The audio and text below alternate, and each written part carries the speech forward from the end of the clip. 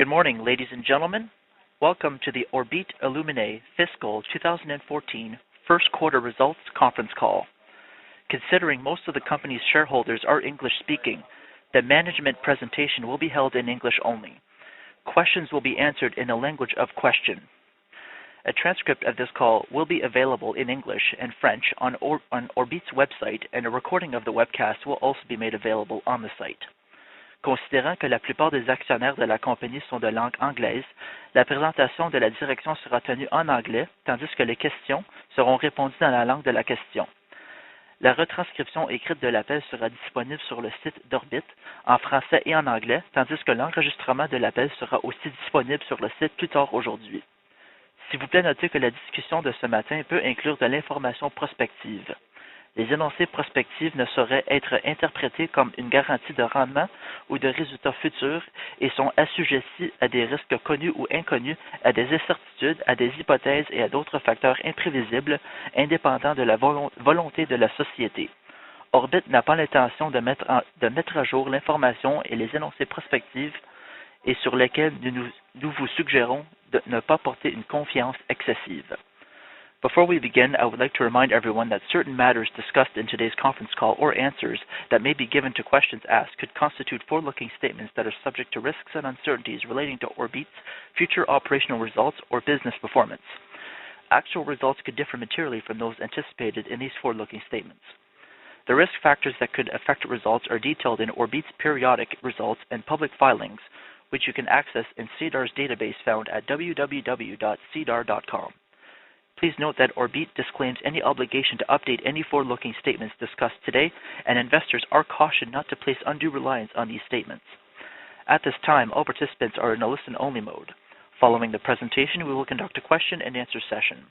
Instructions will be provided at that time for you to queue up for questions. If anyone has any difficulties hearing the conference, please press star 0 for operator assistance at any time.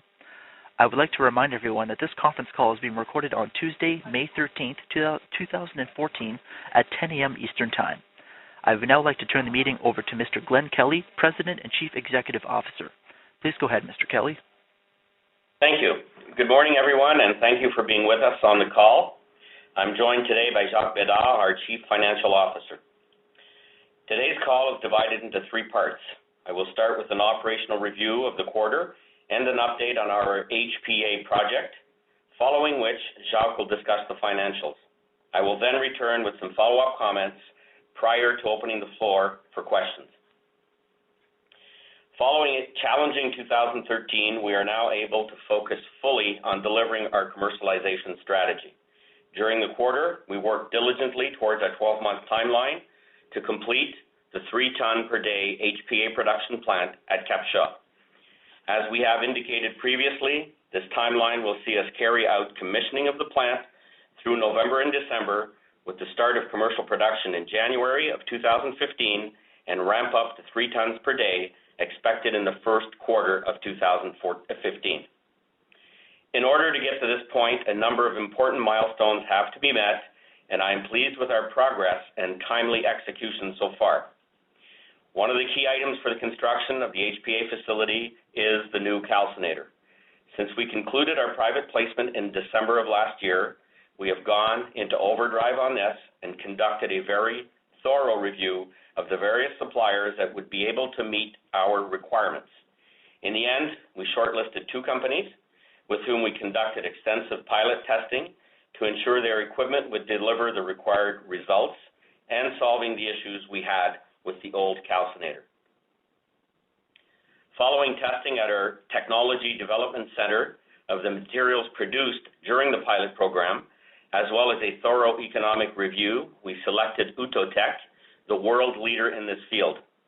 We expect to receive the first shipment from Germany in June, which will include the refractory, auxiliary equipment, and HCl scrubbing systems. The 3 main vessels for product decomposition, product calcination, and cooling, the 3 main vessels of the calcination unit are being produced in Outotec's facility in Burlington, Ontario. Although a key piece of equipment, the calcination system is but one of the items on our comprehensive checklist, and we're moving along at full speed with the other items, such as detailed engineering, project management and scheduling, and preparation of the tender process for equipment supply, prefabrication, and construction. We anticipate procurement for the remainder of the equipment and instrumentation to be initiated this month and the construction tender process in June. With all the progress we have made, we are on course to start construction in July, fully in line with our 12-month timeline. What I discussed so far today concerns the nuts and bolts related to the plant construction. The end goal of the project is commercialization of our technology to produce HPA with specific characteristics. So, during the quarter, we concluded a limited production run to assess the effectiveness of the process optimization work carried out at our Technology Development Center. Results from the run, which produced aluminum hexahydrate crystals, a precursor to alumina, were very positive and in line with the projections resulting from our work at the TDC. The importance of this run is twofold. First, it validates our process and our optimization work towards the production of 4N5 plus alumina. Second, we intend to process the materials produced into samples, allowing us to engage with prospective clients in their supplier qualification processes and eventually secure orders for our HPA. During the quarter, we also strengthened our financial position. We announced a non-interest-bearing $4 million loan from the Canadian federal government, of which $3.8 million was received, as well as confirmation that we will be receiving a $10 million equity investment from Investissement Québec. The terms and conditions of the Investissement Québec investment are yet to be announced, but we are progressing according to plan and anticipate closing very shortly. Additionally, we issued the Series X and Y subscription rights related to the up to $40 million investment from a U.S. institutional investor. We have chosen, in agreement with the investor, to defer the first tranche of $10 million and plan on closing this no later than mid-July, subject to cursory regulatory approval. Subsequent closing of the Series Y subscriptions for up to an additional $30 million in tranches will be subject to shareholder and regulatory approvals. To summarize, following the challenges of 2013, we have secured sufficient capital to execute on our main priorities. We are progressing very well against our 12-month timeline for completion of the HPA facility, and we are excited about our increasing visibility on commercialization. That concludes my review of the quarter, and I will now hand the call over to Jacques, our CFO. Thank you, Glenn, and good morning, everyone. As a pre-revenue company, the areas we consider most relevant in assessing our financial health are our cash balance, liabilities, financing, and burn rate. As of March 31, 2013, we held $5.3 million in cash and short-term investments, down by $5 million compared to December 31, 2013. Cash used during the quarter is a reflection mainly of our investments in the construction of our HPA plant, research and development, HPA plant operations, and general and administrative expenses. Cash use was partially offset by the $3.8 million received from Canada Economic Development towards the purchase of the Autotech calcinator. The balance of the $200,000 of the federal loan will be received in 2015. As Glenn mentioned, we issued the Series X and Y subscription rights related to the binding agreement with a U.S. institutional investor. The first tranche of $10 million is expected to be completed no later than mid-July. The balance of up to $30 million is subject to shareholder approval. The $40 million will be in the form of debentures and have substantially similar terms and conditions to those issued in December 2013. The terms and conditions were published on SEDAR. Our financing activities in the last quarter of 2013 and the first quarter of this year have enabled us to execute on our investment plan for completion of the HPA facility. As we announced previously, the costs associated with this 12-month program are $28.3 million, of which $7.3 million had been spent according to plan and budget as of March 31, 2014. Cash used in operating activities was $3.6 million during the first quarter as compared to cash inflows of $1 million during the same period last year. Excluding non-cash working capital items and interest paid and received, cash used in operations was $2.6 million, up from $2.2 million last year. The $400,000 increase is attributable mainly to higher HPA plant operating costs, considering that most of the HPA costs were capitalized during the first quarter of 2013. A $3.3 million non-cash mark-to-market adjustment of the fair value of our convertible debentures was the main contributor to the $3.9 million increase of our net loss compared to last year. Net loss for the quarter came at $4.4 million, or 2 cents per share, as compared to $500,000 for the same period last year. Accounts payable and accrued liabilities decreased by $400,000 during the quarter, mainly as a result of payments made during the quarter. Compared to December 31, 2013, long-term debt, including short-term portion, increased by $1.8 million, attributable to the receipt of the $3.8 million non-interest bearing loan from the DEC recorded at amortized cost.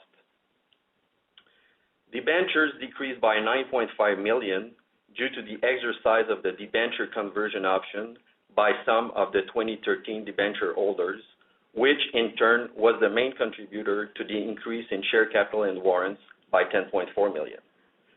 While we are executing on our plans towards becoming a commercial producer, we have cut our operating costs to an appropriate level for a pre-revenue company. We have also secured sufficient funding to carry out our investment plans through the anticipated start of commercial production at our HPA plant, and we are excited about our progress. So this concludes my comments, and I will now hand the call back to Glenn. Thanks, Jacques. I believe this is a good time to provide more insight into the importance of our Technology Development Center, or the TDC, for both the current and future Orbite. At Laval, Quebec, we have a world-class facility with 6 scientists, 3 technicians, and state-of-the-art specialty equipment. Our TDC serves 3 purposes. First, it is the core of our technological development capabilities, the center where much of our knowledge and IP is internalized and innovation is spearheaded. In terms of current technology development, the TDC plays a key role in the optimization of the HPA process towards delivery of 4N5 plus alumina, as I mentioned earlier. Just to be clear here, 4N5 plus, we are aiming at producing around 5N high purity alumina. Second, HPA is not a uniform product market. Not just purity, but also criteria such as particle size distribution and densification play an important role in what market niches our HPA will be addressing. Our intention is for the TDC to be the driver of product customization, delivering a differentiated portfolio of HPA products for the various market applications we will pursue. Third, we have developed proprietary know-how in materials characterization, unrivaled by commercial labs and competitors active in our space. This capability will support both product customization and technology development and delivers further differentiation of Orbite HPA. The TDC currently fulfills all these functions towards advancing our HPA projects, as it will for future initiatives, such as for red mud and fly ash remediation. In short, the TDC is at the heart of how we see Orbite, an industrial innovator that commercializes disruptive technologies. While there is a strong remediation component to using red mud as a feedstock in our process, the economic value to Orbite and potential licensees of our technology will come from the extraction of valuable elements such as alumina, rare earths, and rare metal oxides from a variety of feedstocks. In the case of Red Mud, we see ourselves as a waste monetization company, a model we intend to apply to other environmental liabilities, such as fly ash and mine tailings. In short, we are looking to convert liabilities into assets. An important milestone in the development of these kinds of projects will be the conversion of our HPA facility to the chloride-based process, which is planned for 2015. This conversion will turn our HPA facility into a commercial demonstration plant for these initiatives and greatly enhance our ability to expand our operations. The plant will continue to produce HPA, but will, once converted, also be used to extract valuable elements such as gallium and scandium from a variety of feedstocks. For now, we are focused on defining our business plan for the waste monetization segment of Orbite, and accordingly are in discussions with Veolia to further the Red Mud project. Together, we have outlined clear milestones for 2014 that include selecting the first demo plant site or sites, ownership and funding structure of these first initiatives, and completing detailed engineering and establishing a project timetable and plan. We have shortlisted a number of sites and have advanced discussions with different stakeholders. We also mentioned in today's press release that despite extensive and lengthy negotiations with Rusal, we were unable to agree on terms satisfactory to us, and as a consequence, we have terminated the MOU with Rusal. Although SGA is not a short-term priority, we do plan on initiating discussions with other SGA partners, notably Glencore, with whom we executed a binding SGA offtake agreement last year. Discussions will focus on a joint venture partnership for our contemplated SGA production facility. Termination of the MOU with Rusal has no bearing on our current operations, nor do we expect it will cause any delays in our SGA project, which, as we have already stated, is a longer-term priority.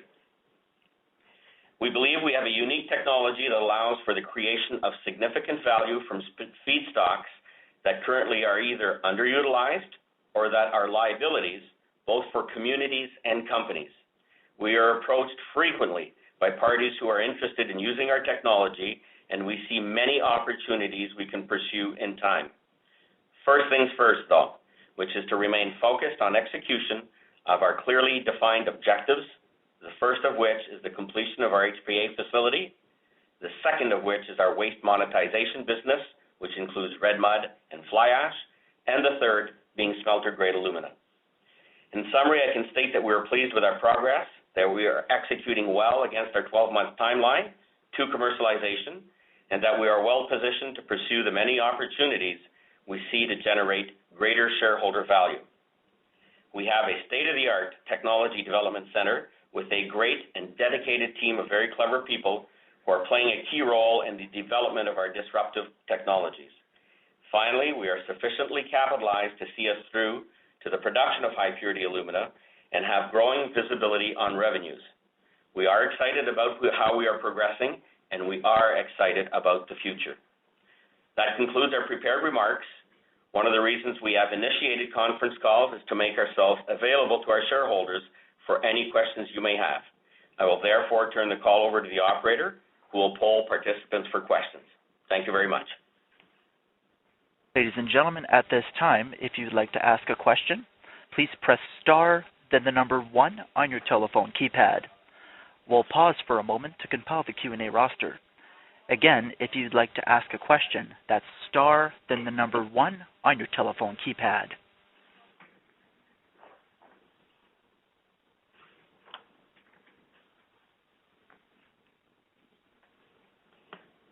And your first question comes from the line of Luisa Moreno with Euro Pacific Canada. Your line is open. Thank you. Good morning, gentlemen. I just have a few questions. So my first question is regarding the capex for this year. The estimate was around 30 million, and so you have received the federal loan, the 3.8, and I think and made a payment to Autotech. Can you just give us a sense of where the remaining capex for the year is and how much you have spent from that original $30 million estimate? Well, the revised capex that where we informed the market last year was set at $28.3 million. Yeah. As of the end of the quarter, we have spent about $7.3 million. So the balance is $21 million that we intend to spend during the rest of the year. And to fund that, we will be closing, I think that was part of your question also, Louisa. Yes. The $10 million from Investissement Québec that we plan on closing very shortly here. And add to that the X tranche from the institutional investor, which we announced today that we were pushing back to somewhere between now and mid-July, which would button up now the cost or close to all of the cost required for the HPA facility. And we do have the additional Y tranches subject to shareholder approval for $30 million from this same institutional investor. Excellent. So you are essentially, assuming no other changes, hopefully, to your estimates, you essentially fully funded this year for what you need to deliver. That's correct. As we have stated, we're fully financed to deliver on the HPA facility. Great. So in terms of so you are focused right now to achieve the 3 tons per day. Have you initiated the engineering and the analysis and estimates for the costs of the 5 tons per day or estimates? Have you started looking at that? Just to recap on that, Louisa, we finalized the design review of the facility that was in place. We have just finalized the detailed P&IDs, which is a detailed review. We will be starting on the costs and the effort required to increase to 5 tons per day on the second half of this year. So as we're starting to build out, part of the engineering team will be working on not only the costs and the modifications required to go to 5 tons per day, but also the modifications required to convert to the chloride process. And as stated earlier, we expect and plan to announce to the markets the investments required to do both of these prior to the end of the year. To the end of the year, okay. Can you give us perhaps an idea? So actually, I've noticed that you are talking about a 4N5 product. Can you clarify whether that is something that you have achieved at TDC only, or you feel comfortable that you should be able to achieve that very early on at the HPA plant in Capcha as well? It's always difficult to list the product quality that we're looking for. It's actually, our goal is 5N. We've achieved 4N3. We are extremely comfortable in achieving the 5N from the work we've seen both at the Technology Development Center and from the partial production runs we've run this year at Capcha. So our goal is around 5N, and we're very confident in getting there. The reason we say 4N5 plus is to date we have achieved the 4N3, but once again, the goal is 5N, and we're quite confident that we'll get that. That's excellent. Just two quick questions here. So one is the investment tax credits receivable. Can you give us an update where that is? Well, we did provide an update during the last conference call. We're still going through the audit with the government. So as of today, there's nothing to believe that we shouldn't collect these tax credits. So things are underway, and hopefully we will be able to collect those funds soon. Yeah, these are administrative audits. This was a new program put into place, so fully expected to be going through or jumping through these hoops. And as Jacques stated, so far everything's going quite well, and no negative outlooks or anything there. We fully expect to be getting that money soon. Okay, so I'll get back on the queue again, in the queue again, and thank you for your answers. Thank you, Louisa. Your next question comes from the line of David Kuzon with Euro Pacific Canada. Your line is open. Good morning, gentlemen. Morning. Good morning, sir.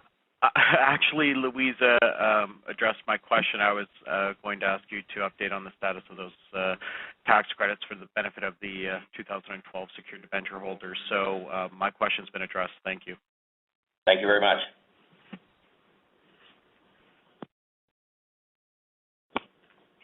Your next question comes from the line of Robert Kelly, who is a shareholder. Your line is open. Thank you very much. My name's Robert, and thank you for this opportunity to ask a question. From the transition from the highly exciting technology to commercialization, sales, revenue projections, is it premature once the plant is up and running first quarter of 2015 to get a sense of projections for revenue? I'm not sure I understand your question. Is your question, will we be providing projections for revenue? Once the plant's up and running in 2015, or even prior to before that? We are battling with the revenue or the net revenue projections, not in terms of the number itself, in terms of the industry. It's a highly competitive industry. There are few Tier 1 players. There are about 5 companies in what we call Tier 1, another 5 to 10 in Tier 2, none of which report their costs and or revenues. We would be the first to put those numbers out in the public. So to protect our competitive position, for the moment we are not planning on forecasting or giving guidance on revenues or costs. That may change with time, Mr. Kelly, but we are erring on the safe side right now. Okay. I understand the exclusivity of Glencore for 10-year period. Will they be able to help with giving sort of revenue projections or even sales? And are you speaking about the HPA sector? Yes. Glencore is not involved in the high-purity alumina sector. They are quite involved in the smelter-grade alumina sector. They control, either produce and or trade close to 30 to 35% of all alumina traded on a daily basis in the world. So they are more of a smelter-grade alumina partner and not in the HPA, which is our shorter-term goal. Okay. Well, that helps a lot. And thank you very much for your time. Thank you. Your next question comes from the line of Louisa Moreno with Euro Pacific Canada. Your line is open. Thank you. I just want to go over some of other points that you raised here about the TDC. You talked, Glenn, about particle size and densification being 2 important points, as well as purity. In terms of the complexity of achieving different characteristics of the HPA material, is particle size identification relatively simpler than the high purity, you'd say? Yes. I think getting to the high purity is the important part of the process. From the work we're doing or have been doing since the beginning of the year, I would say one of the biggest characteristics that the potential customers are looking for is product consistency. Notably, purity is a very important one. We have had it repeated on numerous occasions that our Chinese competitors overstate their purity. That's why we're very happy to have the characterization tools that we have at the Technology Development Center. We can measure our purity here, and it's above standard. So purity is important. Product consistency is important. And then working on particle size and distribution, that we've already have the equipment at Capshaw. And for densification, we've done some tests there, have densified some spheronized HPA, and that can be done either in-house or through a subcontractor, and we're evaluating that. Great. You mentioned that you also have a material characterization advantage compared to some of your competitors. Is that proprietary, or would you like to extend further just to explain to us what that means? Yeah, it's proprietary, but basically it's our ability to measure purities in a very highly precise fashion of the different impurities that may be present in HPA. We have had indication from commercial labs that we used to use in the past that we now better what they can do. So we know that once we test product at Laval or at our TDC and put it and send it to our customers, we're very confident that it's meeting all of the specs over and above what any other lab could do. Excellent. So in terms of prices, I mean, before you were aiming, I think, at least a 4N, and now you're thinking that perhaps you can actually produce a 5N. Can you comment? I mean, when we've done an in-house sort of survey a few years ago, prices were north of $100 per kilo for the 5N plus. Do you have a sense where the prices are right now, or you rather not comment at this point? We do have a sense, and we've reported that in our management discussion and analysis. Okay. And the 5N is between $25 and $30 a kilogram. It's much less than the $100 that you just stated, and we think that was an anomaly. And we see, 5N is our goal, and but we do see that there's demand out there for 4N, 4N5, 5N, and once you get to 5N, I'd say the additional purity may not be worth the additional expense. This we're learning as we're dealing with or speaking with our potential customers, and that is helping us focus on what level of purity we want to aim at. For now, that's 5N. Great. So my last question is changes that you recently made to the board. You have initially you were planning to stay away from the board, but I've realized from many meetings that you have been asked to join the board. Is there any other reason why, apart from that shareholders asking, there's any other reason why you decided to join the board at this stage? Basically, the idea or the reason behind my not joining the board when I was named CEO came from me. I thought it's a personal point of view. I think it's a great separation of powers. I think it pushes corporate governance to a next step. And one way or another, the CEO was present at all board and committee meetings anyway. I'd say that was perceived somewhat negatively by the investment community in your neck of the woods in Toronto. And the comment was made not quite often, but on a number of occasions, that I should be part of the board. And so we wanted to resolve that perception issue, and I was named to the board, as you know, earlier on this week. That is great. Sorry, just a last question. So I understand that Rusal is out of the picture now, but you mentioned that discussions with Veolia are still progressing. You haven't press released that. But can you give us a sense of how the progress, what kind of progress you're having with the different parties that you're having discussions with? Well, I'd say in a sense, as you know, I can't go into too much detail, but I'll reiterate what I've said today. We know where we'd like our first sites to be. We have had and are having ongoing discussions with the owners of those sites. And we're working with Veolia to determine how we move forward together in terms of ownership structure, costs, et cetera, et cetera. The agreement we have in place is a memorandum of agreement. We need something much more substantial to move ahead to the next phases of red mud remediation, which will require much more investment.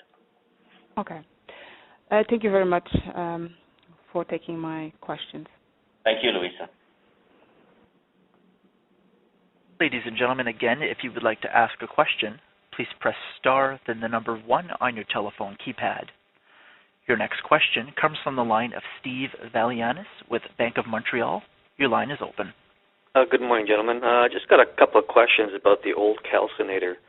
Correct me if I'm wrong, but the old calcinator was used to produce 4N purity, but it introduced impurities into the mixture, so that's why it was kind of discontinued for this new calcinator. What's the status of this old calcinator? Could it not be used in some other process that you have in the future? Very good question, Steve. The old calcinator, which is a rotary kiln type of design, we did get some impurities, and I'd like to clear up a misconception there. The old calcinator was not put aside because of any impurity issues. There was one screw that was delaminating in the calcinator and giving us some nickel contamination. That was resolved quite quickly. I would call that a small startup issue that you'll have with many other types of equipment.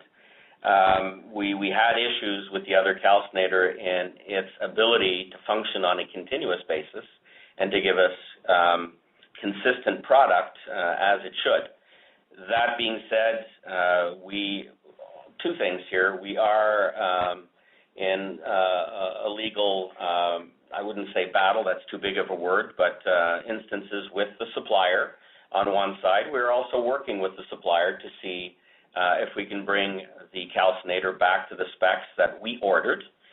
We think we can, and we would be keeping that calcinator if we can get there and use it in our process, potentially to produce other types of HPA that we're not running through our fluidized bed, which is the UTOTEC calcinator. Great, thanks very much. Thank you. And there are no further questions at this time. I turn the call back over to yourself, Mr. Kelly. Well, thanks very much, everyone, for participating on the call today. We look forward to reporting on our progress in the coming months, and I would wish you a very nice day. And for all the Habs fans out there, I wish us all luck tomorrow night. Thanks again. Have a nice day. Ladies and gentlemen, this concludes today's conference call. You may now disconnect.